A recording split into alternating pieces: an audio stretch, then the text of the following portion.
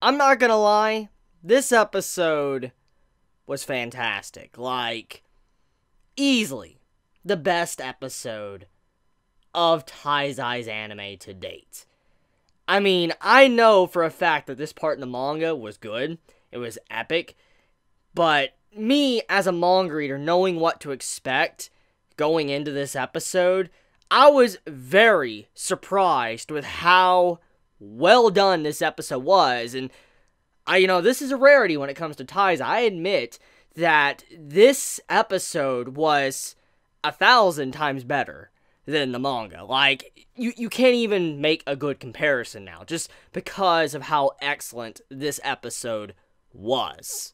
And like I said, I'm one that's very judgmental about the Taizai anime, and I am admitting that this episode was brilliant. Galand is, strong. He's incredibly OP, as you can see. I mean, we found out that Meliodas and all that, all the other, Seven Deadly Sins, their average, power level is around like 3,000 to 4,000. Now, Meliodas did jump up into 10k in this episode when he went into, like, his demon form. But even then, that was nowhere near where, Galand was, where he's at 26,000 power level. They're like, 10k, that's nothing. That's nothing compared to Galand. Galand is just too strong, like too OP. And that's basically what this episode was trying to show. The overwhelming might of Galand and the Ten Commandments. Because let's actually factor something in, okay? For you anime onlys, for you to actually realize this. But once again, Galand's power, he's at 26,000. Okay, we understand that. But it was established in the previous episodes, and this episode once again, that the Ten Commandments, they're running on empty. That means that their level of power is basically at the bottom of the barrel, okay? Like, if they have this massive lake and all that of access to their power, they basically only have a couple of droplets in that lake to use. That's all they have left. And so, you think Galand is ridiculous right now. In this episode, he's nowhere near his maximum. I'm pointing that out, okay? So if you think the man's crazy, then just think about the other Ten Commandments as well, because they are also at the bottom of the barrel, and they can get really high up there if they get their magic power and everything back after they consume enough souls, which we saw in this episode. So yeah, just pointing that out.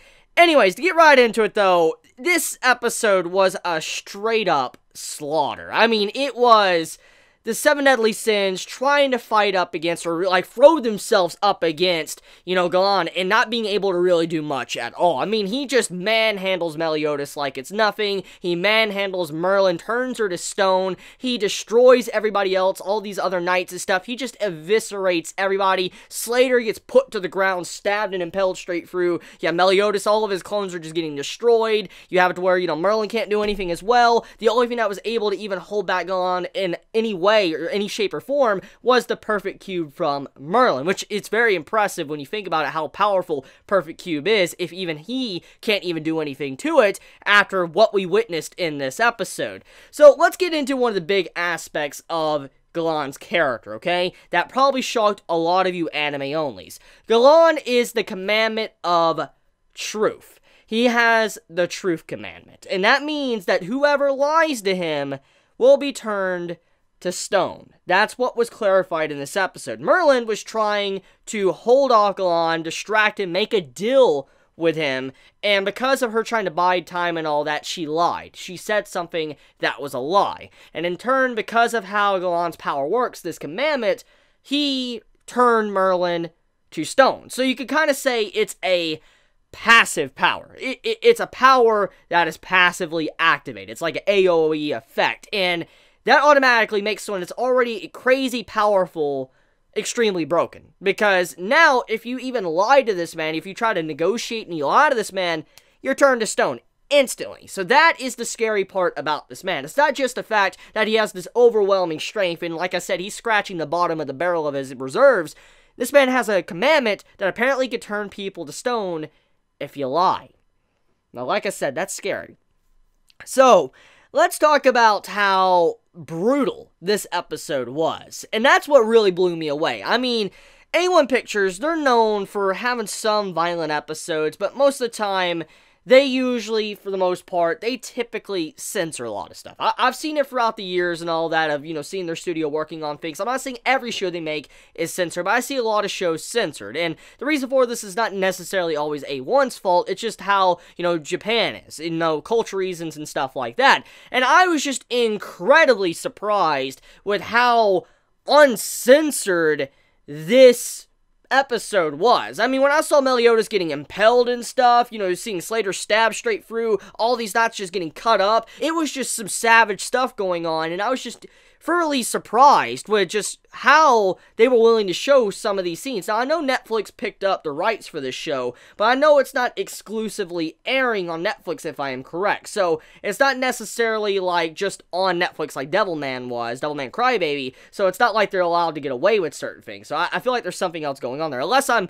unaware of it, maybe they only have the exclusive rights. For instance, they're only airing Seven Deadly Sins on Netflix in Japan, but like I said, I highly doubt that. I think they are airing it on TV as well. So, right there, that's what I want to point out.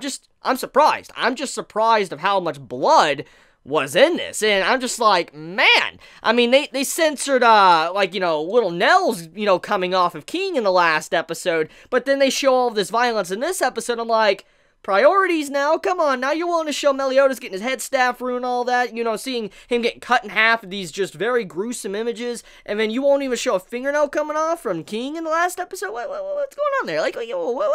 Like, what's going on with the anime? What's with that censorship? So, I just don't understand that, but, yeah. Anyways, as you can see, Galand is, incredibly OP, and this is why a lot of manga readers have been hyped up to see the anime for Season 2 for a long while. Even myself, I was very hyped up. Even though I didn't like Season 1 that much, I've been hyped up to see Season 2 because I knew it was going to be an incredible season, at the very least when it came to the fight scenes, and this episode definitely delivered on that front. I mean, Galand's like this just massive swirling darkness. Like, just how can you work through this darkness when he's just so overwhelmingly powerful after watching this episode? And I'm just gonna ask you anime onlys, how do you feel? How do you feel about the power jump and all that and how strong he is? Because the man, he just wrecked everybody, and when he just straight up left. Like, the man, he's gone.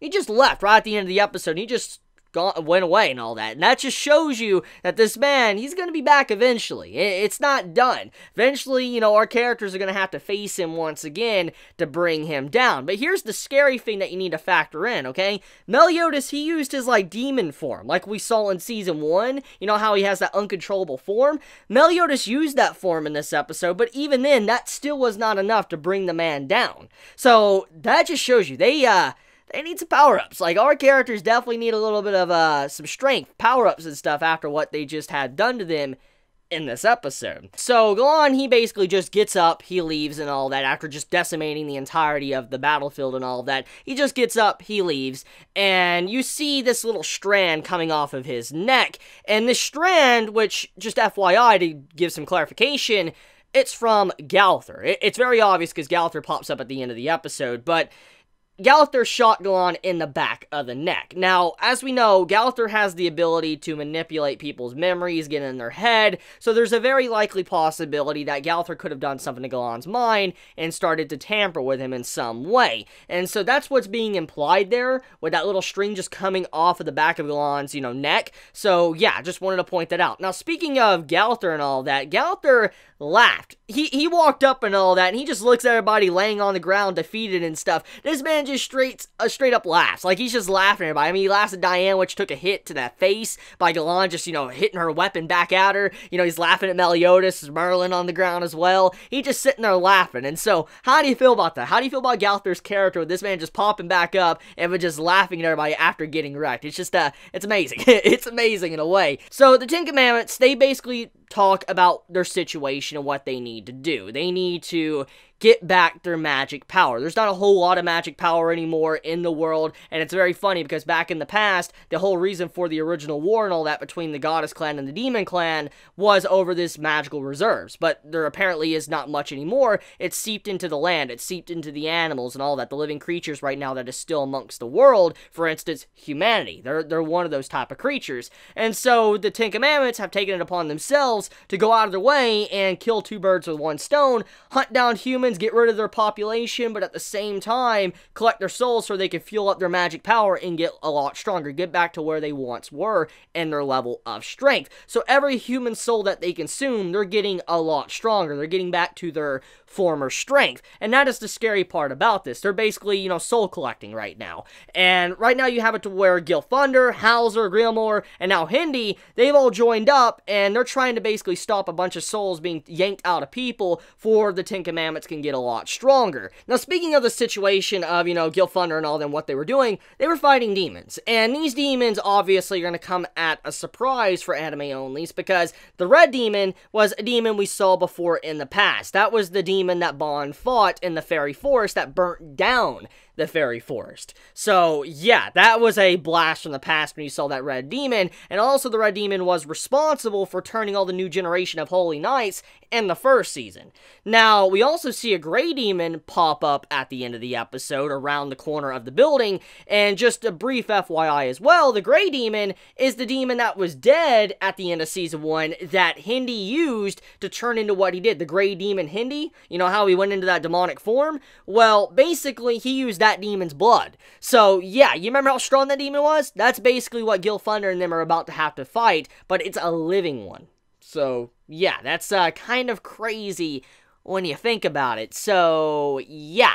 Now, the big thing about this, though, that we need to take note of is that Hindi is working with Gilthunder and all of them right now. And as we all know, Hindi, he was a bad guy. He was the main antagonist and villain of the first season of Taizai.